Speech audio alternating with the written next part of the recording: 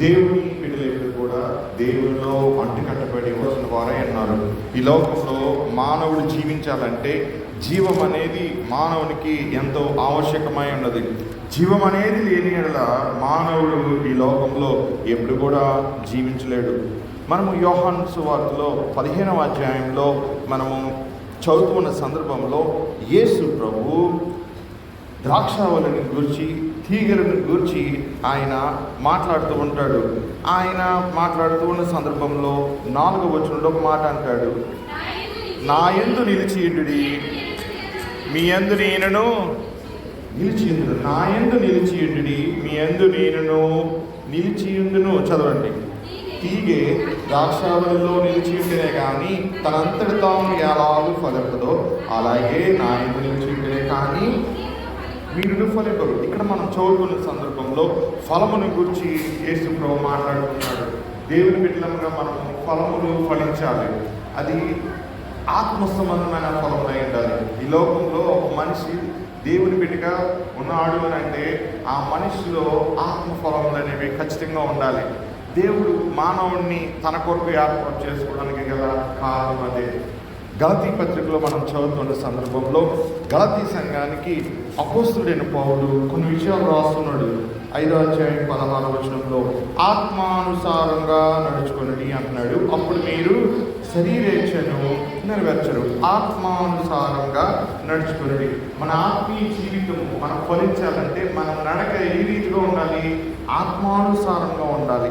ఆత్మానుసారమైన జీవితంలో కొన్ని లక్షణాలు ఉంటాయి. 22వ వచనంలో అక్కడ రాయబడుతుంది, అయితే ఆత్మఫలం ఏమనగా ప్రేమ, సంతోషము, సమాధానము, దీర్ఘశాంతము, దయాళత్వము, మంచితనము, విశ్వాసము, సాత్వికము, ఆశ నిగ్రహము. ఇక్కడ మనకి 9 తొనలు కనబడుతున్నాయి. అక్కడ 4లో 9 తొనలు ఏ రీతిగా ఉంటాయో ఆత్మ అనే ఫలంలో ఏముంటాయంట? 9 తొనలు ఉంటాయి. ప్రియమైన సంగమా, ఈ 9 లక్షణాలు కూడా పరిశుద్ధాత్మ యొక్క లక్షణాలు. ఎవరిలో దేవుడు నివసిస్తాడో, ఆయన ఆత్మ నివసిస్తాడో వారిలో ఈ యొక్క లక్షణాలు అనేవి మనకి కనబడుతూ ఉంటాయి. ప్రియమైన సంగమా, మనము 20వ వచనం నుండి మనము 21వ వచనం వరకు చదువుతున్నప్పుడు ఆత్మకు వ్యతిరేకంగా పోరాడే వాటిని గురించి అక్కడ రాయబడుతున్నాయి. ఆ లక్షణాలు విశ్వాసంలో ఉన్నట్లయితే ఆ విశ్వాసి దేవుని సంబంధమైన వాటి కాదు అని అర్థము. శరీరానుసారమైన జీవితం గురించి అక్కడ రాయబడుతూ ఉన్నాయి. శరీరమునకు ఆత్మకు ఎప్పుడు విరోధం ఉంటుందండి. అందుకనే భక్తుడు పౌలు గారు ఈ యొక్క అధ్యాయంలో 17వ వచనంలో రాస్తున్నాడు, శరీరము ఆత్మను, ఆత్మ శరీరమునకు విరోధంగా అపేక్షించును. ఇప్పుడు ఉత్తర ధ్రువం, దక్షిణ ధ్రువం అంటారు. రెండింటికి చాలా దూరం ఉంటుంది. ప్రియమైన సంగమా, ఇప్పుడు మనం జ్ఞాపకం చేసుకుంటే ఆత్మకు శరీరములకు వ్యత్యాసం అనేది ఉంటుంది. ఆత్మ సంబంధి అనగా దేవుడు పెట్టాలి. ఇప్పుడు మనం గమనించుకునే యెహోషువ గ్రంథంలో 10వ అధ్యాయం 1వ వచనంలో అక్కడ ప్రభు తన ప్రవక్త ద్వారా మాట్లాడుతున్నాడు. ఏమనంటే, ఇశ్రాయేలు విస్తారంగా వ్యాపించిన ద్రాక్ష చెట్టుతో సమానం. ఇశ్రాయేలు అనగా విశ్వాసి. ప్రియమైన సంగమా, దేవుడు అబ్రహామును ఎన్నుకున్నాడు. అబ్రహాముకు ఇస్సాకును ఇచ్చాడు, ఇస్సాకుకు యాకోబును ఇచ్చాడు. యాకోబు సంతానమే ఇశ్రాయేలీయులు. ఇక్కడ మనం చదువుతున్న సందర్భంలో దేవుని బిడ్డలు దేవునికి ఒక ద్రాక్ష చెట్టుతో సమానంగా వారు రక్షపడుతూ ఉంటారు. అందుకని యోహాను సువార్త 15వ అధ్యాయంలో ప్రభు కూడా తననే నిజమైన ద్రాక్షవల్లి అంటున్నాడు. మనము ఆయనలో పండుకట్టబడిన వారని ప్రభు చెప్తున్నాడు. ఇక్కడ ఈ భాగంలో చదువుతుంటే ఇశ్రాయేలు విస్తారంగా వ్యాపించిన ద్రాక్ష చెట్టుతో సమానము. ఒకసారి నాకు ఒకరు ద్రాక్ష చెట్టు ఇచ్చారు. ఆ ద్రాక్ష చెట్టు ఇస్తే కొమ్మలు ఇచ్చారు. కొమ్మలు నాకంటే అయ్యి వస్తాయి అన్నారు. ప్రియమైన సంగమా, అది చాలా బలంగా ఉంటుంది. ద్రాక్ష చెట్టు అనేది అది బలానికి సూచనగా ఉంది. ద్రాక్ష చెట్టు అనేది, ద్రాక్ష చెట్టు ఎప్పుడు బలంగా ఉంటుంది అంటే దేవుడిలో అది నిలిచి ఉన్నప్పుడు. ఇప్పుడు ఆ భాగం గురించి మోషే గ్రంథం మనకు తెలియజేస్తూ ఉంది. ఇప్పుడు ద్రాక్ష చెట్టుతో సమానం అంటున్నాడు దేవుడి బిడ్డలు. దేవుడి బిడ్డలు ఫలించాలి, భౌతికంగా ఫలిస్తారు. భూమి పంట కొరకు వారు ప్రయత్నిస్తారు కదా, భూమి వెతుకుతారు. దేవుడు ఏం చేస్తాడు? ఆశీర్వాదాలు ఇస్తాడు, పంట విస్తారంగా పండుతుంది. ద్రాక్ష చెట్టు కూడా అంతే విస్తారంగా ఫలిస్తూ ఉంటుంది దేవుడి బిడ్డలకి. అయితే ఇశ్రాయేలు ప్రజలు ఏం చేస్తే ఇక్కడ చెప్తూ ఉన్నాడు 4వ వచనంలోనే, వారు ఫలము ఫలించిన కొలది వారు ఏం చేస్తున్నారు? బలి బీజములను మరి విశేషంగా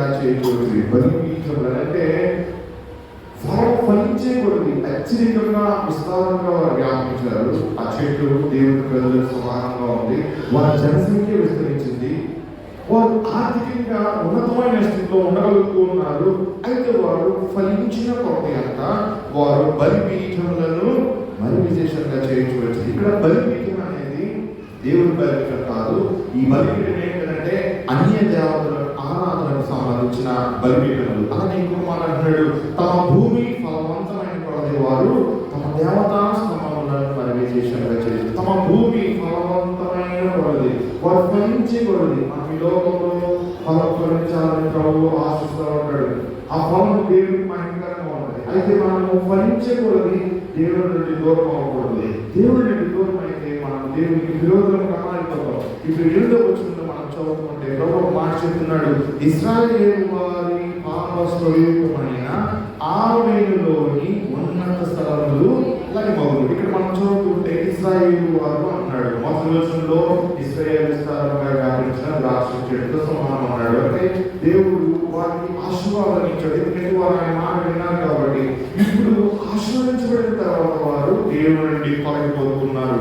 ఎంత వచ్చినప్పుడు ఏమంటాడంటే ఇశ్రాయేలు వారి పాప స్వరూపమైన ఆవెను అనేది ఏంటంటే అతిక్రమము అని అర్థము, పాపము అని అర్థము, దోషము అని అర్థము. ఇప్పుడు ఇశ్రాయేలు వారి దోషము ఏమిటంట, వారి పాప స్వరూపము వారి యొక్క విగ్రహాలలో కనబడుతుంది, వారి యొక్క ఆరాధనలో కనబడుతుంది, వారి యొక్క పూజ విధానంలో కనబడుతుందంట. అదే ఇక్కడ భక్తుడు చెప్తూ ఉన్నాడు, ఇశ్రాయేలు వారి పాప స్వరూపమైన ఆవెనులోని ఉన్నత స్థలములు. ఉన్నత స్థలములు అంటే ఉన్నతమైన పర్వతాలు అని అర్థము. హీబ్రూ బైబిల్లో బామా అని వాడబడుతూ ఉంటుంది. అంటే ఎత్తైన ప్రతి కొండ, ఏ కొండ అయినా సరేనండి, ఆ కొండ దేవునికి ఆరాధన స్థలంగా ఉండాలి. ఇప్పుడు మనం చదువుతూ ఉన్న సందర్భంలో ఇశ్రాయేలు ప్రజలు ప్రతి ఉన్నత పర్వతం మీద వారు ఏం చేస్తున్నారంటే ఒక బలిపీఠమును పడుతున్నారు. ఆ బలిపీఠంలో దేవునికి సంబంధించింది కాదు, అన్య దేవత ఆరాధనకు సంబంధించింది. వారి యొక్క పాప జీవితము వారు ఆరాధిస్తున్న ఆరాధనలో, పూజా విధానంలో, వారి యొక్క విగ్రహాల్లో కనబడుతుంది. అందుకని ఇక్కడ భక్తుడు చెప్తున్నాడు, ప్రభు మాటను బట్టి వారి పాప స్వరూపమైన ఆవెనులోని ఉన్నత స్థలములు. ఇప్పుడు ఉన్నత స్థలములు, నువ్వు దేవుని బిడ్డమైనప్పుడు నీ హృదయంలో దేవుడు ఆశీర్వదై అంటాడు. ఇక్కడ మనం చదువుతున్న సందర్భంలో ఇశ్రాయేలు ప్రజలు దేవునికి ఉన్నతమైన స్థానాన్ని ఇవ్వడం లేదు, దేవుణ్ణి ఆరాధించడం లేదు. అయితే ప్రభు ఏం చెప్తున్నాడంటే వారు ఆరాధించిన ఉన్నత స్థలంలో ఏం చేస్తానంటున్నాడు, లయపరుస్తానని అంటున్నాడు. ముండ్ల చెట్లను కంపయు వారి బలిపీఠముల మీద పెరుగుతుంది. ముండ్ల చెట్లు పెరుగుతాయంట, వారి బలిపీఠముల మీద కంప కూడా పెరుగుతుందంట. మనం 2వ వచనం 10వ అధ్యాయంలో 2వ వచనం మనం గమనిస్తే ఏమంటున్నాడు, వారి మనస్సు కపటమైనది కనుక వారు త్వరలోనే తమ అపరాధములకు శిక్షణలు. మొదటి వచనం చివరిలో మనం గమనిస్తే దేవతా స్తంభములను వారు ఫలించిన వాళ్ళకి వాళ్ళు ఏం చేస్తారు, బలిపీఠములను కట్టారు. వారు వారి భూమి ఫలవంతమైన కొద్ది వారు ఏం చేస్తున్నారంట, దేవతా స్తంభములను కట్టారంట. ద్రాక్ష ఫలం వచ్చే కొద్ది బలిపీఠం పెట్టారు. ఎందుకంటే పానీయాలు అర్పించారు కదా దేవతలకి. అందుకని ఇక్కడ భూమి ఫలించే కొద్ది వారు ఏం చేస్తున్నారు, దేవతా స్తంభములను పెట్టారంట. నైవేద్యం సమర్పించాలి, ఆహారాన్ని సమర్పించాలి కదా. నువ్వు దేవుడికి అర్పించవలసిన వాటిని ఎవరు అర్పిస్తున్నావు, దేవుడికి ఇచ్చిన ఆశీర్వాదాన్ని ఎవరి వరకు నువ్వు ఖర్చు పెడుతున్నావు, ఎవరికి ఇస్తున్నావు. ప్రభు రోజు ఇశ్రాయేలు వారి పాప జీవితంలో ఎత్తి చూపుతూ మనకు ఒక మాదిరిగా చూపుతున్నాడు. మన విశ్వాసము, మన ఆరాధన జీవితం ఏ రీతిగా ఉన్నది, దేవుడు మనకి ఇచ్చిన క్రియలు, మన ఫలమును మన ప్రభు కొరకు ఉపయోగిస్తున్నామా, ఆయన తలాంతులను ప్రభు కొరకు ఉపయోగిస్తున్నామా, లేదా బలిపీఠముల కొరకు దేవతా స్తంభముల కొరకు మనం ఉపయోగిస్తున్నామా అని ప్రభు మనకు ఒక ప్రశ్నను మన ముందు వేస్తూ ఉన్నాడు. ఎందుకు వచ్చింది మనం చదువుకున్నప్పుడు ప్రభు వారి మీదకి తీర్పు వేస్తున్నాడు, ఆ బలిపీఠముల మీదకి, ఆ దేవతా స్తంభముల మీదకి. దాన్ని కూర్చున్న ప్రవచనం ఆయన 2వ వచనంలో చెప్తూ ఉన్నాడు, వారు త్వరలోని తమ అపరాధములకు శిక్షణలు యెహోవా వారి బలిపీఠములను ఏం చేస్తానంటున్నాడు, తుత్తునిగా చేయను. ఆయన ఆ బలిపీఠములను బద్దలు కొడతానంటున్నాడు, ముక్కలు చేస్తానంటున్నాడు. మా దేవుని బలిపీఠం ఈ హృదయంలో ఉండాలి. దేవుని బలిపీఠం కాకుండా ఈ హృదయంలో పాపం అనే బలిపీఠం ఉంటే ఆ బలిపీఠమును ప్రభువు తుత్తునిగా చేస్తానంటున్నాడు. మన హృదయం దేవుని మీద ఆధారపడి ఉండాలి. ఆదికాండం 4వ అధ్యాయం మనం చదువుతున్నప్పుడు అబ్రహాము ప్రార్థనా ప్రార్థన చేసిన తదుపరి లోతు అతని నుంచి విడిపోతున్నాడు కదా. విడిపోయిన తర్వాత మళ్ళా ప్రార్థన బలిపీఠం ఏం చేస్తున్నాడు? ప్రతిష్ఠించుకుంటున్నాడు. తనైతే ప్రార్థన బలిపీఠం కట్టాడు, కానీ లోతు ఇంకా అతనితోనే ఉన్నాడు. గమనించవచ్చు. లోతు అతనితో ఉన్నంత వరకు దేవుడు ఆయనకి ఆశీర్వాదం ఇవ్వడం లేదు. లోతు ఎప్పుడైతే అబ్రహాముని విడిచి వెళ్ళిపోయాడో అప్పుడు దేవుడు అబ్రహాముకి వాగ్దానం ఇస్తానంటున్నాడు. ఈ భూమి నీకు ఇస్తాను అంటున్నాడు. పాప స్వరూపం ఏంటో కూడా మన జీవితంలో మనం తొలగించుకోవాలి. మన ప్రార్థన బలిపీఠాన్ని మనము పునఃప్రతిష్ఠించుకోవాలి. మరలా దాన్ని ప్రారంభించాలి. పడిపోయి మన ప్రార్థన బలిపీఠాన్ని. ఇక్కడ ఒక నవ్వు దాని గురించి వాళ్ళకి చెప్తూ ఉన్నాడు. వాళ్ళ జీవితంలో ఉన్న పాపమనే బలిపీఠాన్ని ఆయన తుదిగా చేస్తానని ఆయన 2వ వచనంలో వారికి ఒక ప్రామిస్ అయితే ఒక ప్రవచనాన్ని అయితే చెప్తూ ఉన్నాడు. అయితే దానిలో ఏమనుందంటే వారు శిక్షను అందుతారట, తమ అపరాధములకు శిక్షను అందుతారు. చూడండి, ఆయన వారి బలిపీఠములను చేయను, వారు ప్రతిష్ఠించిన దేవతా స్తంభములను వారు చేయను. నీ అంతా నీవే ఆ బలిపీఠాన్ని, ఆ దేవతా స్తంభాన్ని నువ్వు తుదిగా చేయాలి, లేకపోతే ప్రభు చేస్తానంటున్నాడు. మన జీవితంలో కొన్ని సందర్భాల్లో దేవునికి వ్యతిరేకంగా మన హృదయాల్లో దేవుని ఉంచుకుంటున్నాం. మన మనసు, మన తలంపులు, మన ఆత్మ దేని మీదే కేంద్రీకృతమై ఉంటాయో అదే బలిపీఠం. మన హృదయంలో బలిపీఠం ఉండాలి. ఆ బలిపీఠము ప్రార్థన బలిపీఠమై ఉండాలి. మీకు ఒక సత్యం చెప్తాను. మీరు ఆంధ్ర దగ్గర నిలబడి ప్రార్థించినప్పుడు బలిపీఠం వింటారు. తెలుసా మీకు యెరొబోయాము కూర్చున్న వృత్తాంతంలో యెరొబోయాము దగ్గరికి దేవుడు ఒక ప్రవక్తను పంపుతాడు. ఆ ప్రవక్త చెప్తాడు, బలిపీఠమా నా మాటలను ఆలకించుము అని. అంటే దీని అర్థం ఏమిటి? బలిపీఠం అనేది పెట్టాలి. అది దేవునికి సంబంధించిన బలిపీఠమైనా లేకపోతే అన్య దేవుడికి సంబంధించిన బలిపీఠమైనా నీ హృదయంలో ఏ బలిపీఠం నుంచుకుంటున్నావు? ధనం అనే బలిపీఠం నుంచుకుంటున్నావా? పాపం అనే బలిపీఠం నుంచుకుంటున్నావా? అతిక్రమం అనే బలిపీఠం నుంచుకుంటున్నావా? లేకపోతే దీని మీద నీ మనసు కేంద్రీకృతమై ఉన్నది. అది ఏదైనా సరే దేవుని కన్నా నువ్వు దేవుని ఎక్కువ ప్రేమిస్తావో అదే నీకు బలిపీఠంగా ఉంటది. ప్రభు చెప్తున్నాడు, దాన్ని తొలగించుకోమని చెప్తున్నాడు మన జీవితంలో నుండి రాత్రికాల సమయంలో. లేకపోతే ఆయన దాన్ని తీసివేస్తానంటున్నాడు. ఆయనే తీసివేస్తే అయ్యో శ్రమ అని దేవుడు హెచ్చరిస్తూ ఉన్నాడు. అందుకని శిక్ష అని ప్రధానంగా ఉపయోగిస్తున్నాడు. ఎందుకు వచ్చిందో మనం చూస్తే ప్రభు ఆయన చెప్తున్నాడు, ఆ సమయంలో దేవుడు తన బిడ్డల మీదకి ఆయన శిక్షలు పంపిన సమయంలో, ఆ బలిపీఠంలో పడగొట్టిన సందర్భంలో, ఆ దేవతాస్తంభంలో ఆయన పడగొట్టిన సందర్భంలో ఏం జరుగుతుందంట? ఇశ్రాయేలు వారి చదవనమాట,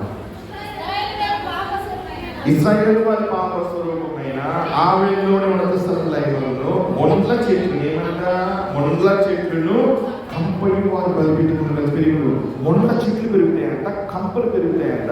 మనం చూస్తే సమాధులు మనం శుభ్రం చేసుకున్న కొన్ని సందర్భాలు మన పితరుల సమాధులని వాటి మీద ఏముంటాయి? కొన్ని సందర్భాల్లో మొండ్ల చెట్లు పెరుగుతూ ఉంటాయి, పిచ్చి మొక్కలు పెరుగుతూ ఉంటాయి.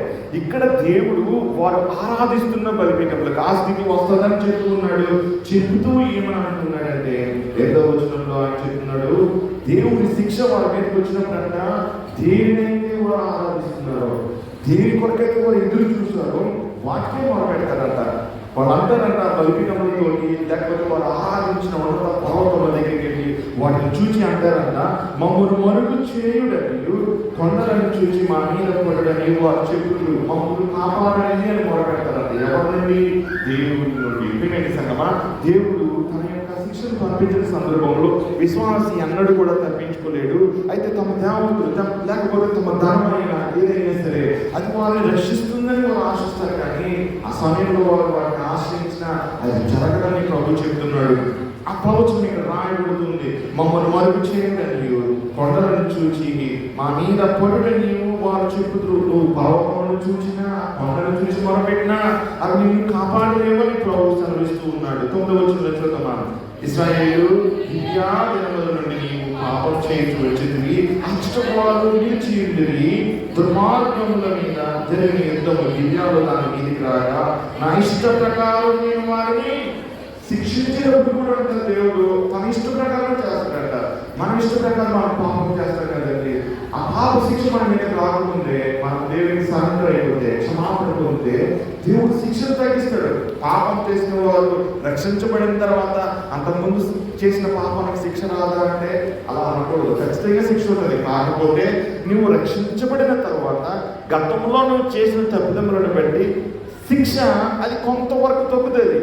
రక్షించబడినా రక్షించబడకపోయినా చేసిన తప్పుదములను బట్టి ప్రతి మానవుడు కూడా శిక్ష అనుభవించవలసిందే. అందుకనే మానవుడు ఏ సమయంలో ఎట్టి పరిస్థితుల్లో కూడా అతిక్రమం అనేది చేయకూడదని బైబిల్ మనకు సెలవిస్తుంది. ఈ భాగంలో మనం చదివితే ప్రభు 9వ వచనంలో ఇశ్రాయేలు అంటున్నాడు. ఇశ్రాయేలు అంటే ఎవరంటే ఆయన ఎవరిని ఎరిగి ఉన్నాడు? ఈ భూమిలో తన బిడ్డలు మాత్రమే ఎరిగి ఉన్నాడు. పేరు పెట్టి పిలుస్తాడు. ఆయన నిన్నే ఎరిగి ఉన్నాను అంటాడు. నేను తప్ప నేను ఎవరిని ఎరిగలేదు అంటాడు. ఇశ్రాయేలు అని సంబోధిస్తున్నాడు. ఈ భూమి మీద నీ జనాంగాలన్నా నేను నిన్ను మాత్రమే ఎరిగినానని ప్రభు చెప్తూ ఉన్నాడు. ఇశ్రాయేలు అంటూ గిబియాని జ్ఞాపకం చేస్తున్నాడు. గిబియా దినముల నుండి నీవు పాపం చేయించవచ్చు. నిజమే కదా. గిబియా అనేది ఇశ్రాయేలు చరిత్రలో ఒక చీకటి అధ్యాయము, ఒక బాధాకరమైన సంఘటన. ఏదైతే దేవుడు ఇశ్రాయేలులో చూడకూడదని ఆయన కోరుకున్నాడో అదే వారు చేస్తూ ఉన్నారు. మీరు న్యాయాధిపతుల గ్రంథంలో 19వ అధ్యాయం చదివితే గిబియాను గురించిన సంఘటన మనకు కనబడుతూ ఉంటుంది. 20వ వచనం నుండి 27వ వచనం వరకు చదువుతున్న సందర్భంలో అక్కడ ఒక భాగం కనబడుతూ ఉంటుంది. ప్రియమైన సంగమా, గిబియాలో ఒక ఇన్సిడెంట్ జరుగుతుంది. ఆ రెఫరెన్స్ మాత్రం చెప్తాను నేను. న్యాయాధిపతుల గ్రంథం 19వ అధ్యాయం 22వ వచనం మనం గమనిస్తూ ఉంటే సొదొమలో ఆ రోజు ఆ దేవదూతల ఇద్దరి మీద సొదొమ ప్రజలు ఏ రీతిగా దాడి చేశారో, వారితో పాపం చేయాలని ఏ రీతిగా ప్రయత్నించారో అదే రీతిలో ప్రియమైన సంగమా గిబియాలోని కొందరు పోకిరీలు ప్రయత్నించారంట. ఎవరి మీద? ఒక లేవీయుడి మీద. ఆ రాత్రి కాలంలో గిబియాలో ఆ లేవీయుడు తన భార్యతో అక్కడ ఆ రాత్రి బస చేస్తూ ఉంటే ఆ పోకిరీలు ఆయన మీద దాడి చేశారు. దానికి సంబంధించిన వచ్చిన మనకి న్యాయధిపతుల గ్రంథం 19వ అధ్యాయంలో మనకు కనబడుతూ ఉంది. ప్రియమైన సంగమా, మనం జ్ఞాపకం చేసుకోవలసిన సత్యము ఏమిటి? ప్రభువు ఎన్నో సంవత్సరాల తర్వాత, వందల సంవత్సరాల తర్వాత ఇశ్రాయేలుకి వారి పూర్వీకులు చేసిన పాపాన్ని ఆయన జ్ఞాపకం చేస్తూ ఉన్నాడు. ఆయన మర్చిపోడండి ఈ పాపాన్ని కూడా. మనం మర్చిపోయామనుకుంటాం, ఆయన మర్చిపోడు. ఆయన జ్ఞాపకం చేస్తున్నాడు. ఏమన్నాడు? యెహోషువ 10:9 వచనంలో గిబియా దినముల నుండి నీవు పాపం చేయించవచ్చు. ఆ రోజు నుండి నీ పాపం ప్రారంభమైంది, నువ్వు చేస్తూనే ఉన్నావు అంటాడు. హోషేయ గ్రంథం 4వ అధ్యాయంలో 15వ వచనంలో ప్రభువు మాట్లాడాడు. చదవండి, మొదలు భాగం చదవండి. హోషేయ 4:15 ఏమంటాడు ఆయన? ఇశ్రాయేలు నీవు వేశ్యవైతివి అంటున్నాడు. ఇక్కడ మనం చదువుతూ ఉంటే బేతావేనునకు పోవద్దు అని అంటున్నాడు. ఇశ్రాయేలు వేశ్యవైతివి అంటున్నాడు. అదే వచనంలో కింద భాగంలో బేతావేనునకు పోవద్దు. బేత్ అంటే పాయింట్ అంటే గృహము అని అర్థము, ఇల్లు అని అర్థము. ఆవేనంటే దోషము. నువ్వు దోషం చేస్తున్న ఆ గృహం అది ఉన్నత స్థలము, లేకపోతే అన్య దేవతారాధనదైనా, లేకపోతే నీ హృదయంలో ఏదైతే పాపం ఉందో. గలాతీ పత్రికలో చదివించారు కదా 5వ అధ్యాయంలో 19-21 వచనంలో కొనుక్కుంటే అవన్నీ కూడా బేతలోనే. అంటే పాపపు గృహం అన్నమాట. అది పాపపు స్థలము. ప్రియమైన సంగమా, వాటి దగ్గరికి పోవద్దని ప్రభు ఇశ్రాయేలు చెబుతున్నాడు. ఇశ్రాయేలు నీవు వేశ్యవైతివి అన్నాడు. ఎందుకు ప్రభు ఆ మాట ఉపయోగిస్తున్నాడు? మీరు హోషేయ గ్రంథాన్ని చదివితే ఆ పదమే కనబడుతూ ఉంటుంది. ఎందుకనంటే యెహోవాను విడిచి వేరొకరితో సహవాసించేవారు అనమాట. వారు ఏమవుతారు అంటే, నీవు పాపం చేస్తున్నావు. మన గలాతీ పత్రికలో 5:19-21 వచనం వరకు మనం చదువుతున్న భాగంలో కొన్ని లక్షణాలు కనబడుతుంటాయి. ఆ లక్షణాలు ఎవరితో ఉన్నాయో వారందరూ కూడా పాపం కిందే లెక్క అవుతుంది.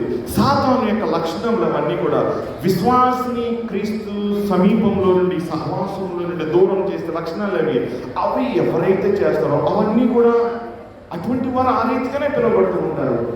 మనం కీర్తన గ్రంథంలో 16వ సంగీతంలో 4 వచనాలు కనబడుతూ ఉంటుంది. కీర్తనలు 16వ సంగీతంలో 4 వచనాలు యెహోవాను విడిచి వేరొకరిని ఆశ్రయించు వారికి శ్రమ విస్తరిస్తాయంట. ఆ శ్రమల గురించే ఇక్కడ ప్రభువు ఇశ్రాయేలు జనాంగానికి మనకి హోషేయ ప్రవక్త ద్వారా ఆయన తెలియజేస్తున్నాడు. హోషేయ 10వ అధ్యాయంలో 9వ వచనంలో మనం చదువుతాం, ఇశ్రాయేలు గిబియా జనముల నుండి పాపం చేయించి వచ్చావు, నువ్వు అచ్చట వారు నిలిచి ఉండి. ఆ తర్వాత మనం న్యాయాధిపతుల గ్రంథంలో 21వ అధ్యాయం మనం చదివితే దేవుడు ఇశ్రాయేలు గోత్రికులందరినీ తీసుకుని ఆ గిబియా పట్టణం మీద వారిని తీసుకుని వెళ్తూ ఉన్నాడు. దాదాపు బెన్యామీను గోత్రం అంతా కూడా లయమైపోయింది వారు చేసిన యుద్ధంలో. దేవుడు ఇశ్రాయేలు వారి పాపమునకు ఇశ్రాయేలు వారి ద్వారానే శిక్షణ విధించాడు. అటువంటి స్థితిని నేను తీసుకుని వస్తానని ప్రభు అని చెప్తూ ఉన్నాడు. శిక్షించేటప్పుడు అది నా ఇష్టం అంటున్నాడు. నువ్వు కోరుకున్నట్టు కాదు, నువ్వు అడిగినట్టు కాదు. ప్రభు నాకు కొంచెం శిక్షణ తగ్గించు అని అడిగిన ఆయన ఆ దినాన్ని ఆయన కనికరించడంట.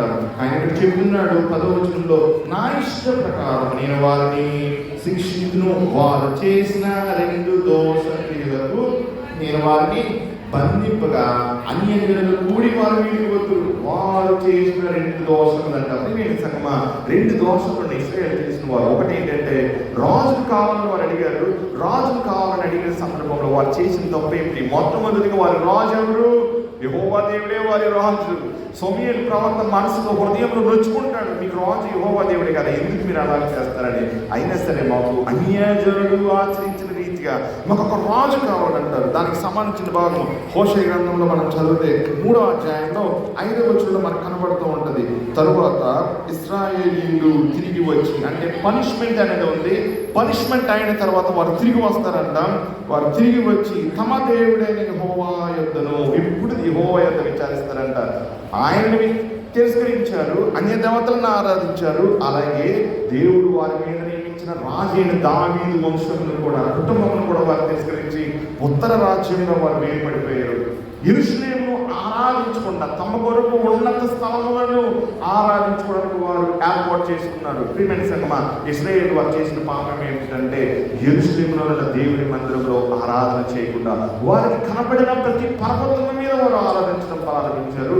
ఆ ఆరాధన దేవుడిని ఆరాధించలేదు, అన్య దేవతలను వారు ఆరాధిస్తున్నారు. అందుకనే హోషేయ 3:5 ఆయన చెప్తున్నాడు, వారు తిరిగి వస్తారంటే శిక్షానంతరం. తర్వాత వారు వచ్చి దేవుడైన యెహోవా యొద్ద, అలాగే తమ రాజైన దావీదు యొద్దను. అయితే ఈ ప్రవచనాన్ని ఒకసారి మనం గమనిద్దాం. దేవుడైన యెహోవా యొద్ద, తమ రాజైన దావీదు యొద్ద. ఈ 2 దోషాలను వారు చేసింది. ముందుగా వారు ఎవరిని తిరస్కరించారు? యెహోవా దేవుని తిరస్కరించారు. రెండోసారి ఎవరిని తిరస్కరిస్తున్నారు?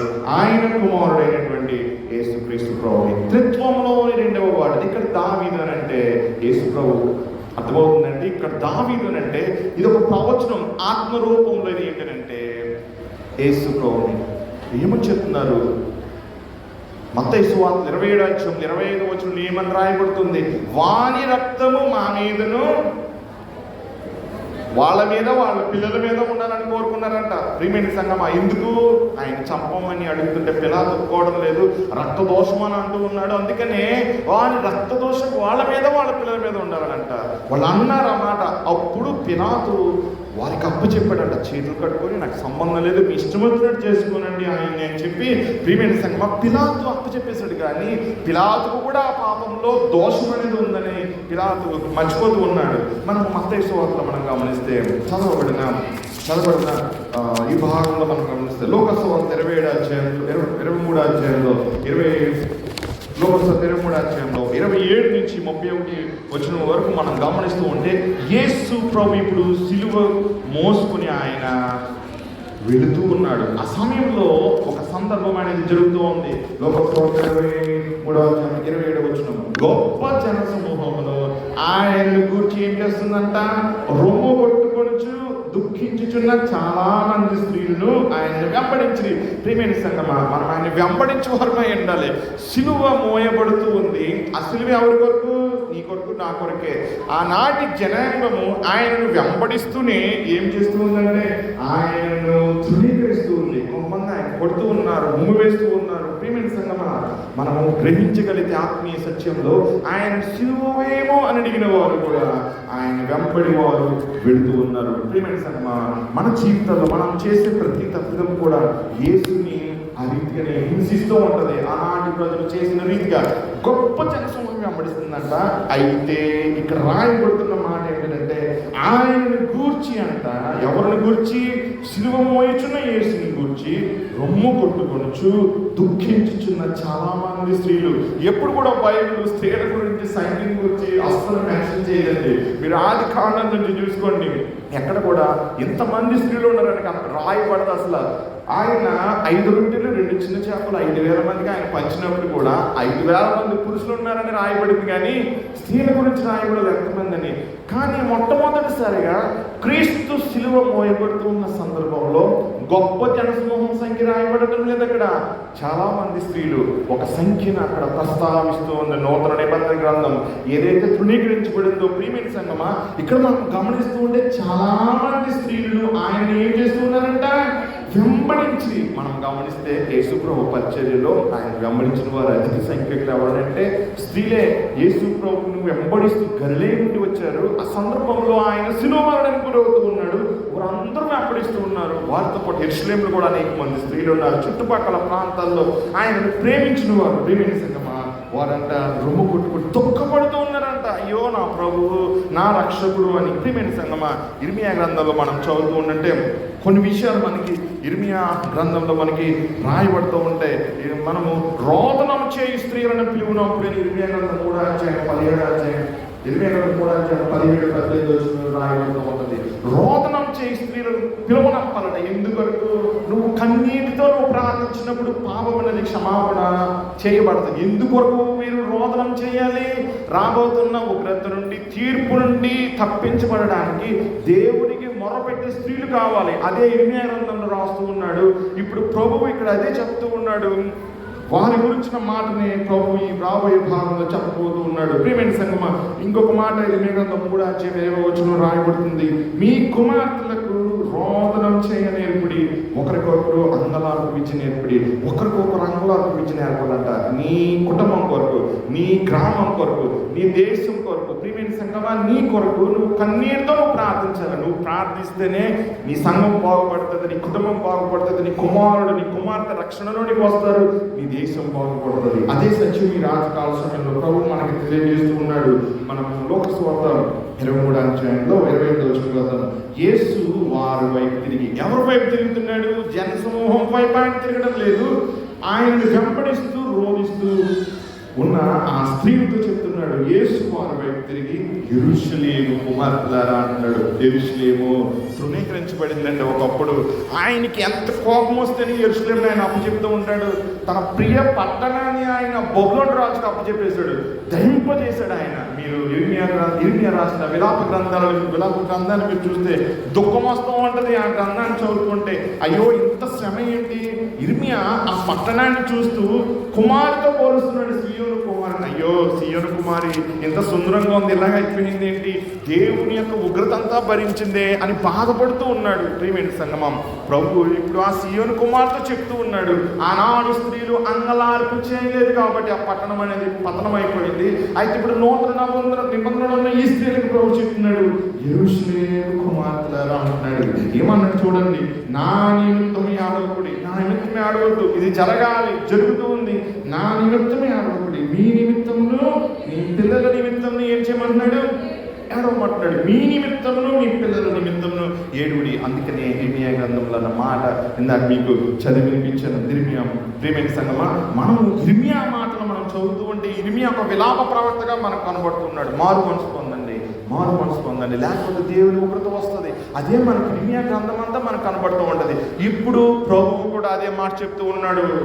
నూతన నిబంధనలో యేసు కాలంలో ఉన్నటువంటి యూదులతోటి, నా నిమిత్తం మీరు ఏడవద్దు, మీ నిమిత్తము మీ పిల్లల నిమిత్తము ఏడుగుడి అంటున్నాడు. తర్వాత 29 ఇదిగో వడ్రాంగులను కాని గర్భములను పాలియని స్థానములను ధన్యములైనవని చెప్పి దినములు వచ్చుచున్నవి. ఒక దినం వస్తుందంట, ఆ దినాన్నే ఈ మాట చెప్పబడుతుందంట. యూదులు అనుభవించిపోయే శ్రమలను గురించి ఇక్కడ చెప్తూ ఉన్నాడు. ప్రియమైన సంగమా, ఆయన చెప్పాడు అంటే ఆ మాట జరిగి తీరుతుంది. నా నిమిత్తం కాదు మీరు ఏడవలసింది, మీ కొరకు మీ బిడ్డల కొరకు ఏడవండి అని చెప్తూ ఒక మాట చెప్తున్నాడు 30వ వచనంలో, అప్పుడు మా మీద పడుడని పర్వతములతోను మమ్ము కప్పుడని కొండలతో చెబుతురు. ఏమంటున్నాడు? అప్పుడు ఆ రోజు వచ్చినప్పుడు దాక్కోవడానికి వారికి స్థలం ఉండదు. యేసుని వారు సిలువ వేస్తూ ఉన్నారు. ఎవరి ద్వారా సిలువ మరణం చెప్పారు? పిలాతు ద్వారా చెప్పారు. ఇప్పుడు పిలాతు ఎవరు? రోమా ప్రభుత్వ ప్రతినిధి. ఇప్పుడు రోమా ప్రభుత్వమే వారి యొక్క చరిత్రకు ముగింపు పలుకుతూ ఉంది. AD 70లో ఆ యొక్క చరిత్రకు వారు ముగింపు పలుకుతూ ఉన్నారు. ఇశ్రాయేల్ దేశం నుండి యూదులందరూ కూడా చనిపోయారు. కొంతమంది మాత్రమే ఇలా దేశంలో 2000 సంవత్సరాల ఆ దేశము నిర్మానుష్యంగా ఉంది. దానికి కారణం ఏంటో తెలుసా? ప్రభు చెప్పిన మాట, నా నిమిత్తము కాదు, మీ నిమిత్తమును మీ పిల్లల నిమిత్తమును ఏడుగుడి. ప్రియమైన సంగమా, పాప శిక్ష అనేది వచ్చినప్పుడు అయ్యో శ్రమ అని ప్రభు వారికి చెప్తూ ఉన్నాడు. దాని గురించే హోషేయ గ్రంథంలో 10వ అధ్యాయంలో మనకి ఇక్కడ ఎంతో వచ్చిన మనం చదువుతున్నప్పుడు ఏమంటాడంటే, వాళ్ళు ఏ పర్వతాన్ని ఆరాధించారో, ఏ కొండ మీద ఆరాధించారో ఆయన శిక్షించినప్పుడు అంట మీరు ఆ కొండ దగ్గరికి వెళ్ళి ప్రార్థిస్తారంట, మమ్మల్ని కాపాడు అని. యేసు ప్రభు కాలంలో కూడా అదే జరుగుతుంది. అదే ప్రవచనం ఆయన చెప్తూ ఉన్నాడు. ఆ ప్రవచనం జరుగుతుంది AD 70లో.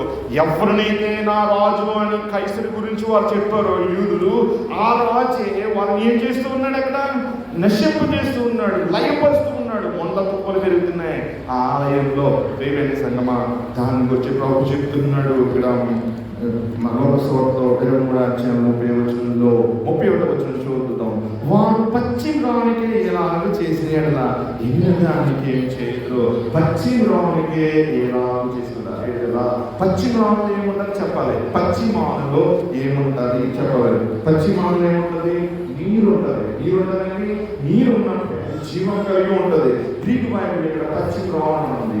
రావణం ప్రియమైన సంగమం, రావణం అంటే అది చెట్టు, లేకపోతే చెట్టు నుండి తయారు చేయబడినటువంటి ఒక పరికరం. ఇది కూడా రావణం నుండి తయారు చేయబడింది. సిలువ కూడా రావణం నుండి తయారు చేయబడింది. అక్కడ పచ్చి అన్న మాటకి గ్రీకు బైబిల్లో వాడబడిన పదం హూడ్రోస్ అనే పదం వాడబడింది. దాని అర్థము ఏంటో తెలుసా? దాని నుండి ఇంకొక పదం వచ్చింది, హూడోర్ అని. ఈ హూడోర్ అనే పదానికి అర్థం ఏంటంటే నీరు అని అర్థము. నీరు నాలో నిలిచి ఉందని ఎడలా, నా ఎందు నిలిచి ఉందని ఎడలా మీరు తీసి పారవేయకూడదు అంటాడు ప్రభు యోహాను సువార్త 15వ అధ్యాయంలో. మనలో మనం తీసివేసాడు అనుకుంటున్నా. ఆయన ఎప్పుడు తీసివేస్తాడు? మనలో నీరు లేనప్పుడు తీసివేస్తాడు. అందుకనే ఎండిన దానికి ఏం చేయడం అంటున్నాడు. ఎండినది, పచ్చిది, ఎండినది. ఇక్కడ పశ్చిమ రావణం ఎవరు? యేసు ప్రభు. ఎండిన సిలువ. ఆ సిలువ ఇశ్రాయేలు ప్రజలు చేసిన పాప శిక్ష. ఎప్పుడైనా సరే దేనినైతే నువ్వు పాపం చేస్తావో దానికే పనిష్మెంట్ అనేది ఉంటుంది. ప్రభు ఇప్పుడు ఇశ్రాయేలు ప్రజలు లోకమంతా చేసిన పాపం నిమిత్తమే అదే రావణికి, అదే పాపానికి ఆయన వేలాడుతూ ఉన్నాడు. ఆ పండు తినద్దన్నాడు ప్రభు తండ్రి వారితో. తినద్దన్న పండు తిన్నందుకే కదా అదే రావణికి ఆయన వేలాడుతూ ఉన్నాడు. ఎందుకంటే ఎక్కడైతే పాపం జరుగుతుందో అక్కడే పాప దోష నివారణ అనేది జరిగి తీరాలి. ఇక్కడ మనం చదువుతున్నప్పుడు ప్రభు అన్నాడు ఒక మాట, ఎండిన రావణం, పశ్చిమ రావణం అన్నాడు కదా.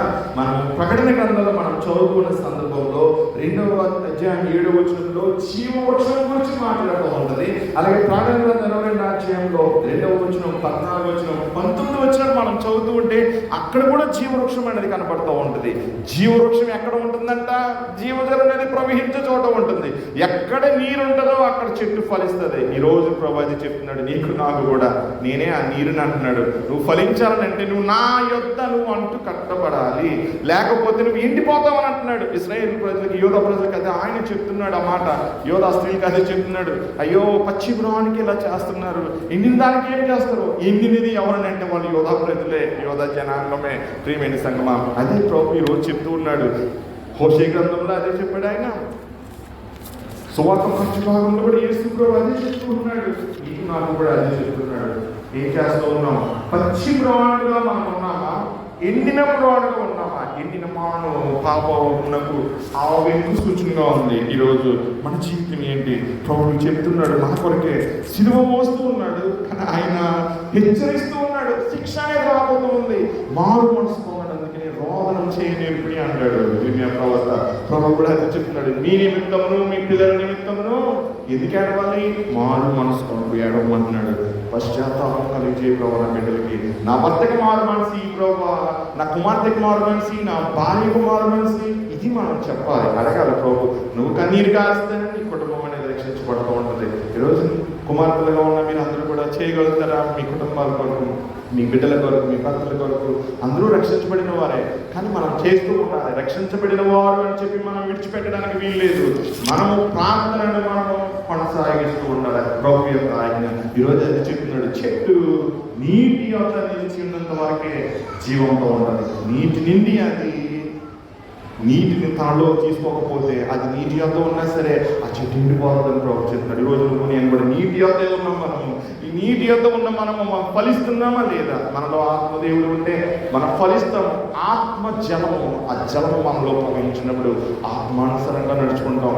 పాపం అనేది మనలో ఉండదు. అదే ప్రభు చెప్తున్నాడు. మరి ఆ రీతిగా చేయడానికి మనం సిద్ధంగా ఉందామా? ఇశ్రాయేలు ప్రజలను ఒక నమూనాగా తీసుకుందాం. వాళ్ళు చేసుకుని మనం చేయకుండా ఉందాం. ఇందువరకు మనం పిలవడ్డాం. ఇశ్రాయేలు ప్రజలు ఏదైతే చేయలేకపోయారో అది నువ్వు చేయాలని కోరుకుంటున్నాడు ప్రభు.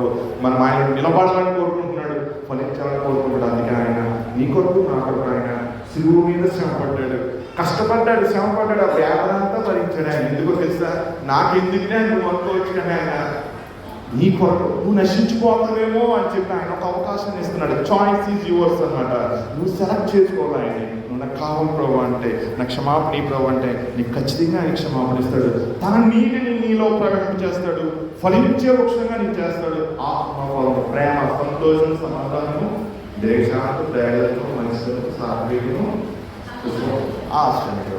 9 ప్రేమ, సంతోషము, సమాధానము, దీర్ఘశాంతము, దయాళత్వము, మంచితనము, విశ్వాసము, సాత్వికము, ఆశ నిగ్రహము.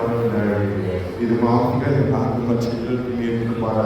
నా తెలిగినప్పటి నుంచి ఈ ఉండాలి నాని అన్నారు నాలో ఈ ఉండాలి. ఇవి ఉన్నాయి.